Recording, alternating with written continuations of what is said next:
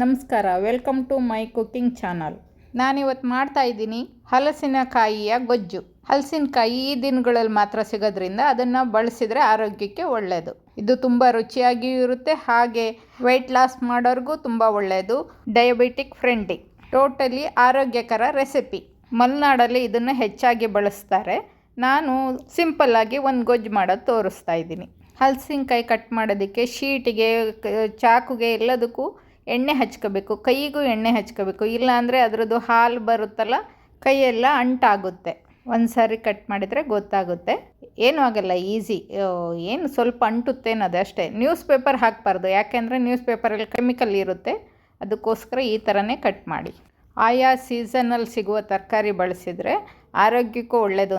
ನಮ್ಮಮ್ಮ ಹೇಳ್ತಿದ್ರು, ಮಲೆನಾಡಲ್ಲಿ ಯಾವುದಾದ್ರು ಫಂಕ್ಷನ್ ಪಪ್ಪಾಯಿ ಪಲ್ಯ, ಬಾಳೆ ದಿಂಡಿನ ಕೋಸಂಬರಿ ಮಾಡ್ತಾಯಿದ್ರಂತೆ. ಹಳ್ಳಿಲಿ ಎಲ್ಲರ ಮನೆ ಇರೋ ಪಪ್ಪಾಯಿ ಕಾಯಿ ಕಲೆಕ್ಟ್ ಮಾಡ್ತಾಯಿದ್ರಂತೆ.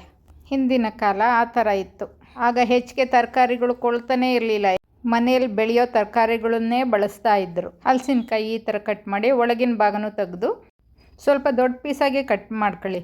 ಯಾಕೆ ಅಂದರೆ ಕುಕ್ಕರಲ್ಲಿ ವಿಶಿಲ್ ಹಾಕ್ಸಿದ ತಕ್ಷಣ ಅದು ಬೆಂದು ಸ್ಮೂತಾಗಿ ಹೋಗುತ್ತೆ. ಈಗ ಕುಕ್ಕರಿಗೆ ಹಾಕೋಣ. ಜೊತೆಗೆ ಕಡಲೆಕಾಳು ನೆನೆಸಿ ಇಟ್ಟಿದ್ದೀನಿ ಹಿಂದಿನ ದಿನ ರಾತ್ರಿನೇ. ಅದನ್ನು ಮಿಕ್ಸ್ ಮಾಡಿ ಬೇಯಿಸೋಣ. ಇದಕ್ಕೆ 3 ಹಿಡಿ ನೆನೆಸಿದ ಕಡಲೆಕಾಳು ಹಾಕ್ತಾಯಿದ್ದೀನಿ. ಕುಕ್ಕರಲ್ಲಿ ಮಾಡೋದ್ರಿಂದ ಈಸಿಯಾಗಿ ಬೇಗ ಆಗೋಗುತ್ತೆ. ಇದನ್ನು ಒಂದು ವಿಶಿಲ್ ಹಾಕ್ಸಿದ್ರೆ ಸಾಕು. ಈಗ ಒಂದು ವಿಶಿಲ್ ಆಗಿದೆ. ಸ್ಟೀಮ್ ಹೋಗೋದ್ರೊಳಗೆ ಒಗ್ಗರಣೆ ಮಾಡ್ಕೊಳ್ಳೋಣ. ಬಾಣಲಿಗೆ 2 ಸ್ಪೂನ್ ಎಣ್ಣೆ. ನಾನು ಕಡಲೆಕಾಯಿ ಎಣ್ಣೆ ಬಳಸ್ತೀನಿ, ನೀವು ಯಾವ ಎಣ್ಣೆ ಬಳಸ್ತೀರೋ ಅದನ್ನೇ ಹಾಕಿ. 1/4 ಸ್ಪೂನ್ ಸಾಸಿವೆ ಸಿಡಿಲಿ.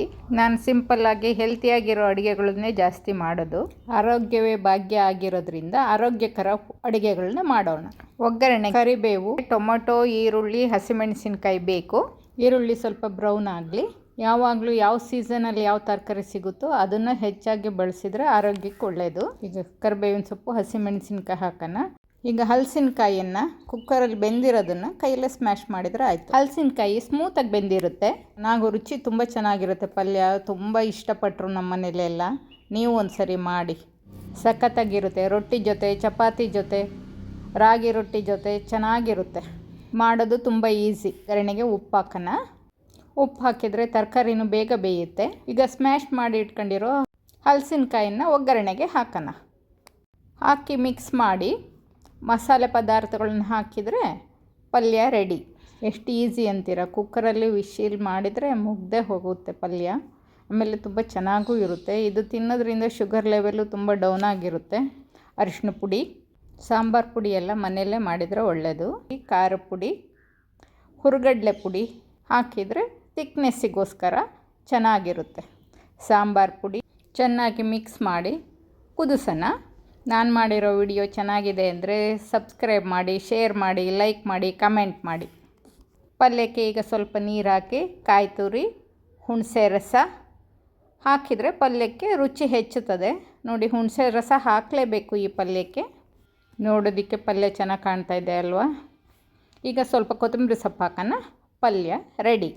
ಪಲ್ಯ ಜೊತೆಗೆ ಜೋಳದ ರೊಟ್ಟಿ ಮಾಡ್ತಾಯಿದ್ದೀನಿ. ಜೋಳದ ರೊಟ್ಟಿಗೆ ಎಲ್ಲ ರೆಡಿ ಮಾಡ್ಕೊಂಡಿದ್ದೀನಿ.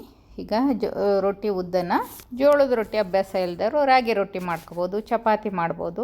ನಾವು ಜೋಳದ ರೊಟ್ಟಿ ಮಾಡೋರಾಗಿರೋದ್ರಿಂದ ಜೋಳದ ರೊಟ್ಟಿ ಮಾಡ್ತಾಯಿದ್ದೀನಿ. ಜೋಳ ಆರೋಗ್ಯಕ್ಕೆ ತುಂಬ ಒಳ್ಳೆಯದು, ತಂಪು ದೇಹಕ್ಕೆ. ಹಾಗಾಗಿ ಈಗ ಬೇಸಿಗೆಯಲ್ಲಿ ಮಾಡಿದರೂ ತುಂಬ ಒಳ್ಳೆಯದು. ದೇಹಕ್ಕೂ ಲೈಟಾಗಿರುತ್ತೆ. ನೋಡಿ ರೊಟ್ಟಿ ಹೇಗೆ ಉಬ್ಬಿ ಬರ್ತಾ ಇದೆ. ರೊಟ್ಟಿ ಆಯಿತು. ಈಗ ಸರ್ವ್ ಮಾಡೋಣ. ನೋಡಿ, ರೊಟ್ಟಿ ಜೊತೆ ಪಲ್ಯ, ಟೊಮೊಟೊ ಕಾಯಿ ಚಟ್ನಿ, ಸೌತೆಕಾಯಿ. ಕಮೆಂಟ್ ಮಾಡಿ ಪ್ಲೀಸ್. ಧನ್ಯವಾದಗಳು. ಮತ್ತೆ ಸಿಗೋಣ.